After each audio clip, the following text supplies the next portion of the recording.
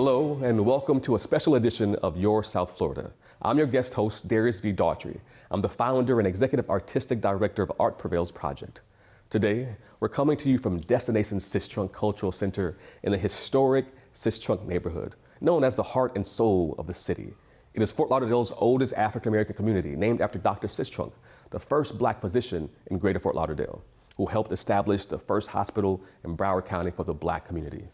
From Sistrunk to Miami's historically Black Overtown neighborhood and others throughout South Florida, Black history and culture are rooted in the fabric of these communities, helping make South Florida the rich cultural melting pot it is today. In honor of Black History Month, today we're highlighting the institutions and people who work year-round to preserve Black history, celebrate Black culture, and elevate Black communities. Our first stop, the African American Research Library and Cultural Center in the heart of Sistrunk. Only the third of its kind in the U.S., the library features specialized archival collections dedicated to the study of the culture and history of the African diaspora. We spoke with the library's regional manager, Dr. Tameka Bradley Hobbs, to learn more and how she is working to ensure the younger generation is learning the truth about Black history.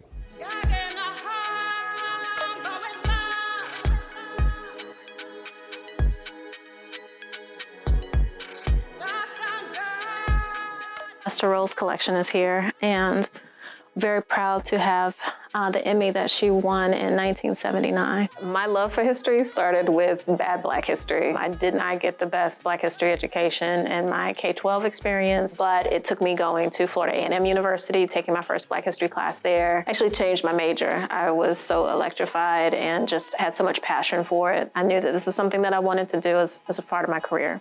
What people should know about the African American Research Library and Cultural Center is that when it was created in 2022, it was only one of 3 such institutions in the nation. It was really inspired by the Schomburg Center for Research in Black Culture, which is a part of the New York Public Library System, and the Auburn Avenue Research Library, which is attached to the Fulton County. This is a publicly funded space that intentionally collects the history of African descendant people. And there really aren't that many places that do this. I often hear people ask, well, why do you need such a space? Isn't it exclusionary? Really, when you think about it, the majority of these institutions over the existence of the United States, as long as there have been archives here, have heavily focused on the story of other groups of people. And so we have to be very intentional about what we collect, what we preserve. And Arlick is an amazing place that does this for this region and for this state. Part of what we do, and the geography is significant, being on historic Sistrunk Boulevard, named, of course, after Dr. James Sistrunk, who in the years of segregation, when Black people couldn't go to white-owned hospitals, couldn't go to white medical schools, he was trained at a HBCU, and for 16 years was the only licensed doctor who practiced among the Black population here. This was the Black business district. This was the place where people congregated in this northwest quadrant of Fort Lauderdale, which because of segregation, because of the railway, was designated as the place where Black people were allowed. And so our communities grew up over decades here. And so Arlick is a part of that legacy. We actually took the place of the Mizell Library, which was the segregated library branch for this region. We still have those books as a part of our collection. We have carried that legacy forward with this institution. And so as we move into the future, we do hang on to the remnants of our story. They did happen. Segregation was real for us. What was really important for me and what I love to uplift is the ways that people of African descent survive. The creativity, the wherewithal, the self-determination, all of that is represented when I think about historic Sistrunk and its legacy, and Arlick is proud to be a part of that. People are so impressed by this facility, and all credit to Samuel F. Morrison. He was the director of Broward Libraries and was the individual who came up with the idea for the creation of such a place. There is intentionality in every portion of it.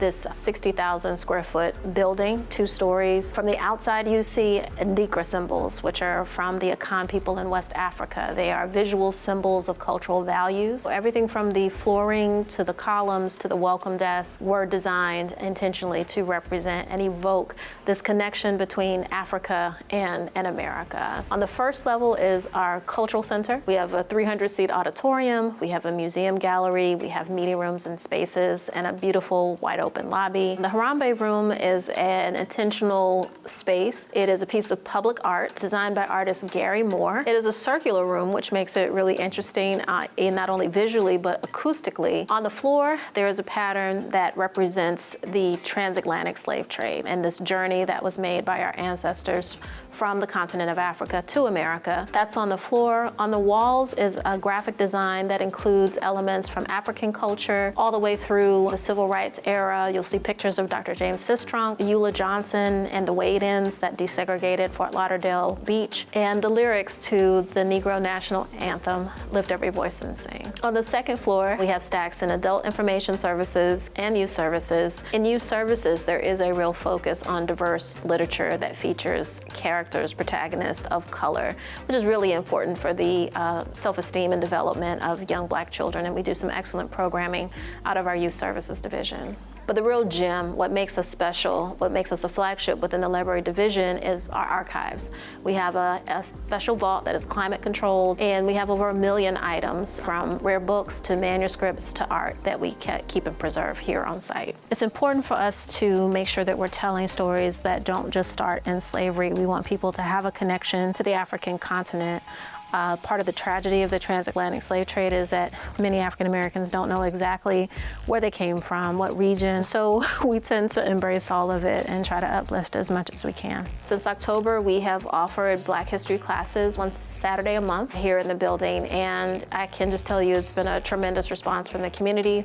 So much so that we recently announced that we are going to start adult cohorts. There are people who got no Black history or bad Black history when they were going through school. They want to be a part of the conversation, and it makes sense. If we are going to have the type of substantial change that we need, we all have to start, number one, with a basic set of facts. You can teach the kids, but the adults need to have the same information as well. And so if there's any indicator of the power of this history, it's been the parents who have sat in the classes with the students, and their attention, their amazement, their questions are really just an indicator of the gaps in knowledge that we have, or the misunderstanding, the things that we haven't shared and been talked about. And for me, that is a really important part of how we build the future, build a better future, an inclusive future, an honest future, is starting with basic facts of history. What people of African descent have had to contend with since coming to these shores has been combating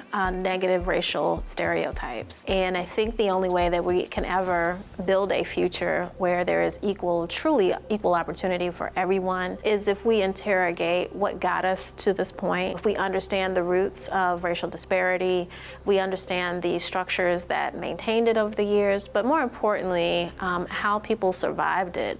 What were some of the survival mechanisms that they put in place to keep their communities intact? That's the real work.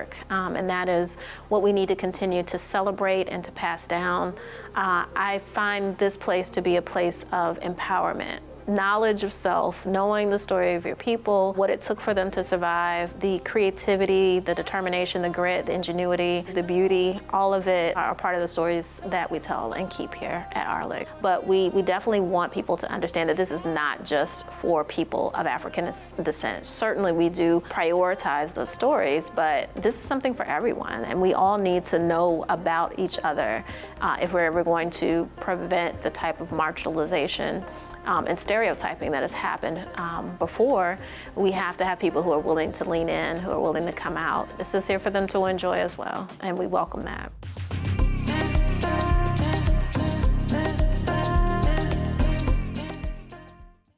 In 2021, arts educator, advocate, and administrator Portia Dunkley co-founded new Canon Chamber Collective, an ensemble of South Florida-based musicians whose repertoire focuses on composers from the African diaspora. I sat down with Portia to learn more about the collective and how it's creating opportunity for Black professional musicians and building community through classical music arts. We are here at the Circuit event space here at Destination Sistrunk. But Portia, I know that you are not from this area. You are from Miami, Overtown, born to Bahamian parents, Haitian descent.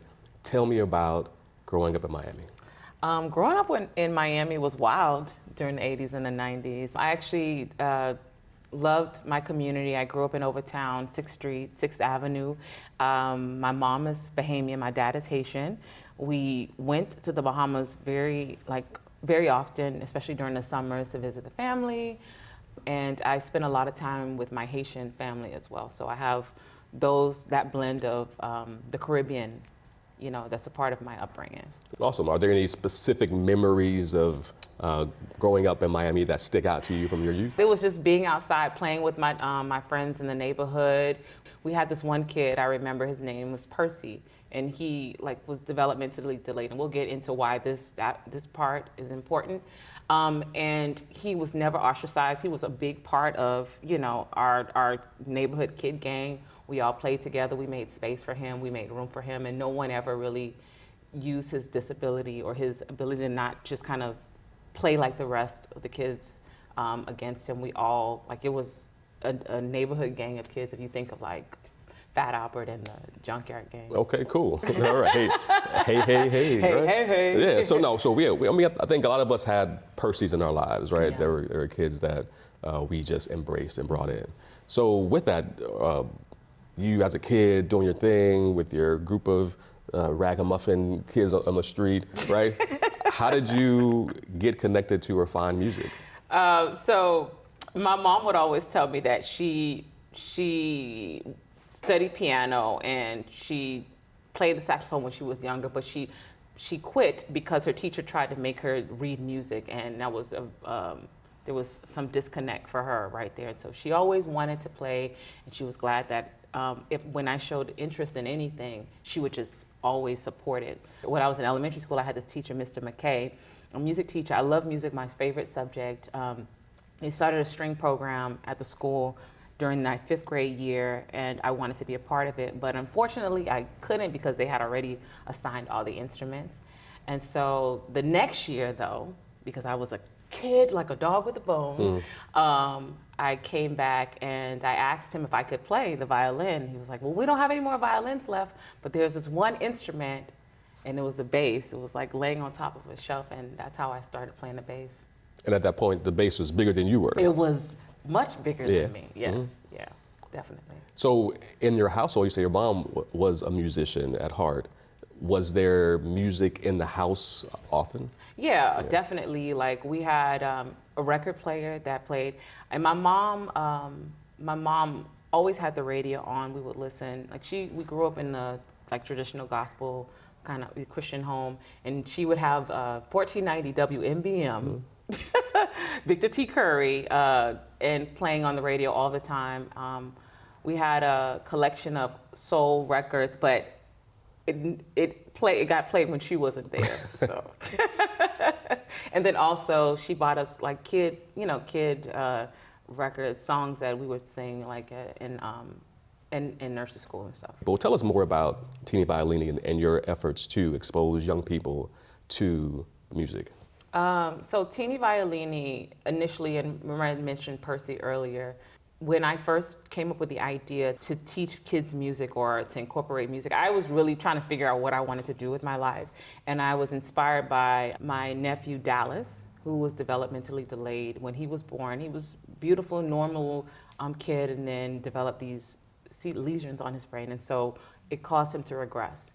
And I say that because he reminded me of Percy a lot in a lot of ways. And my interaction and my being with him during the summers when I would watch him was an inspiration for why I thought about Teeny Violini, why I wanted to make it this program, not just for our kids, but make it build it in a way that is accessible for all young learners.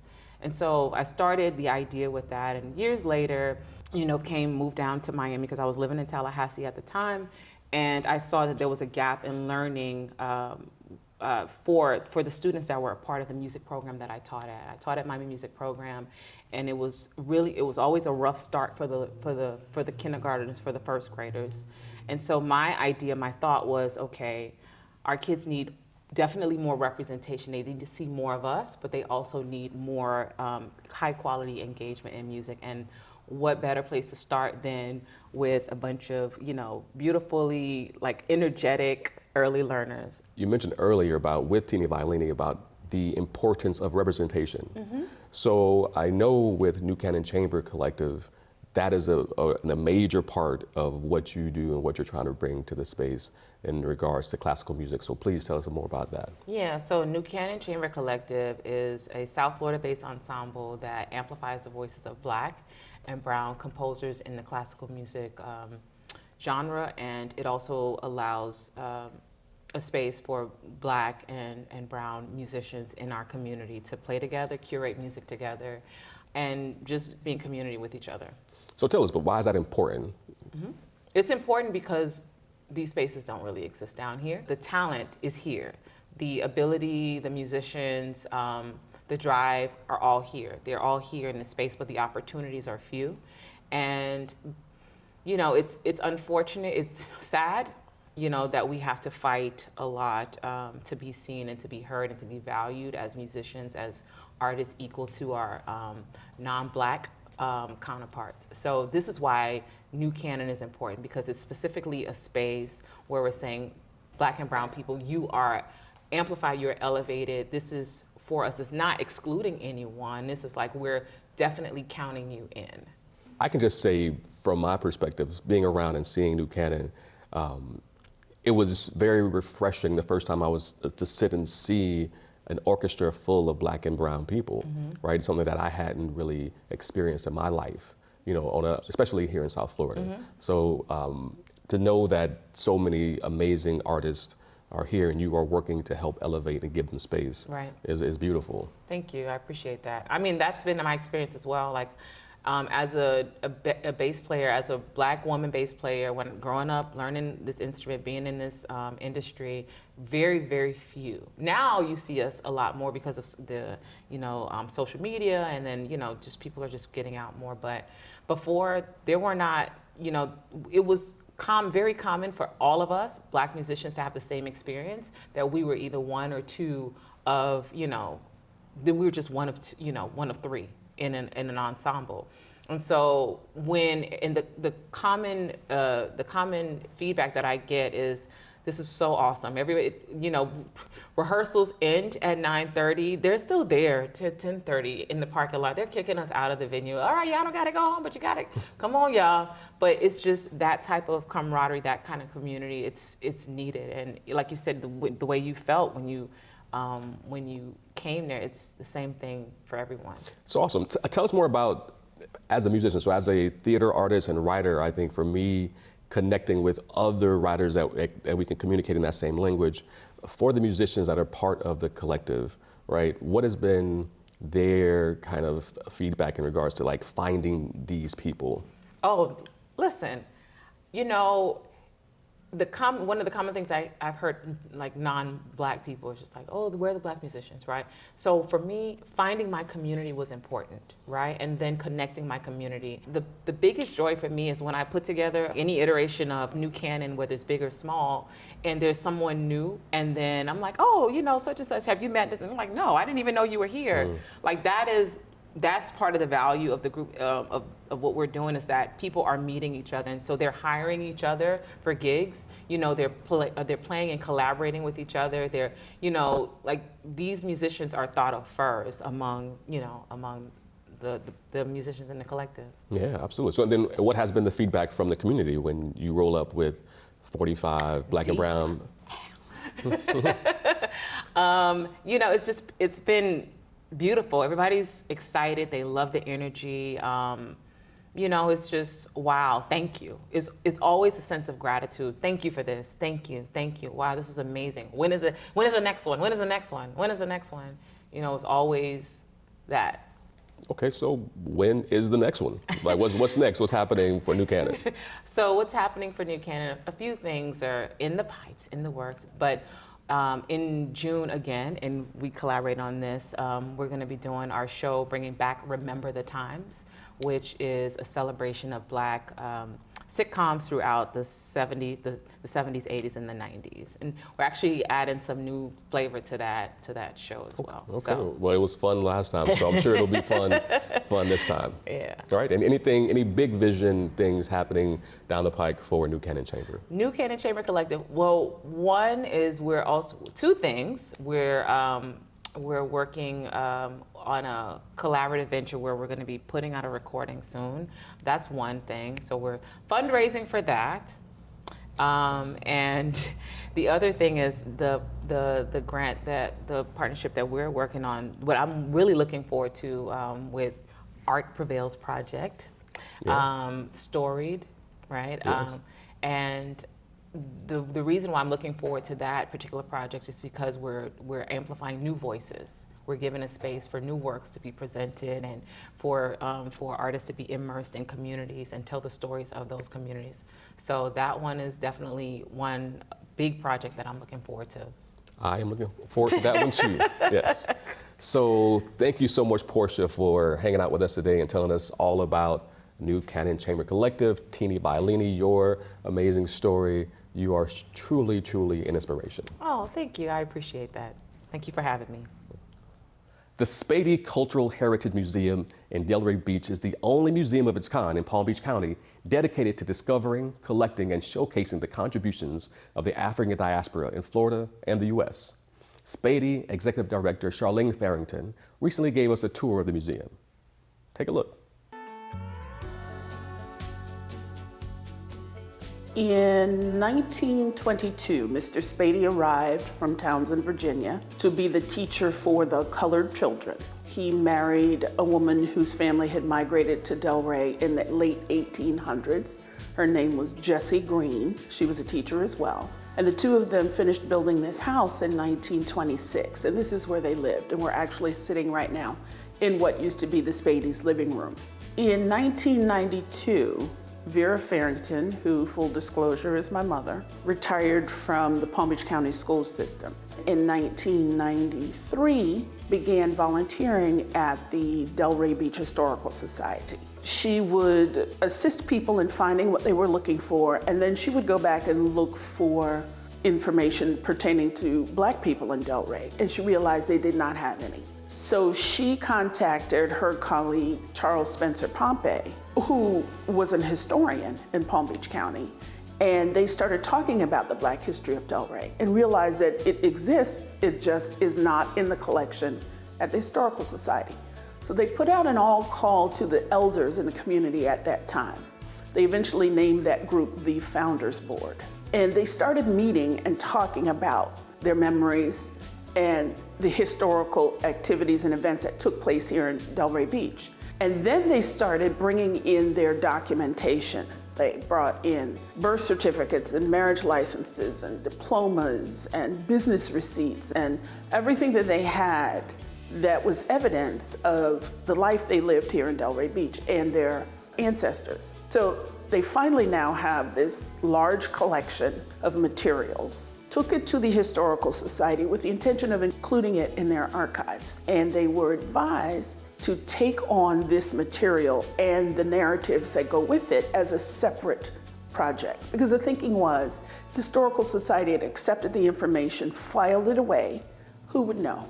She had no inkling of how to establish a museum, but that wasn't going to stop her. She had been an educator her whole life, and this was part two, another way of educating. What we learned very quickly was our audience was not Black people. We had been sharing our own stories with our children all along, who needed to know that there was a history of Black people in Palm Beach County was everybody who was not Black. There were details of Black history that we did not know. And there was so much more to the story that Black people did not know. But there are people who were born and raised in Palm Beach County who didn't even realize that there was a Black history, because all of the publications about the history of Palm Beach County and Delray Beach indicated that the first settlers here in Delray were European settlers. And so immediately we had to start righting the wrongs of the written word, and not only writing them, but convincing people that they were right. And the way we did that was with our documentation. Black history is American history. All we are talking about, all we are sharing and collecting is another perspective. another side of that history. And our goal is to make sure we share that history so that people have an entire holistic knowledge of the history that we share here in the United States. Many of the early homes here in Colored were built from lumber that washed up on shore. And to date, I have only been able to find one remaining home in our community that was made from that lumber. We've had multiple exhibits over the years, all with the idea of bringing different segments of our community in, people with different interests, to learn about Black history. And we have lately started showcasing local African American and/or Caribbean American artists. This particular exhibition features a fabulous local artist by the name of Candy Lopez. Candy is a fiber artist.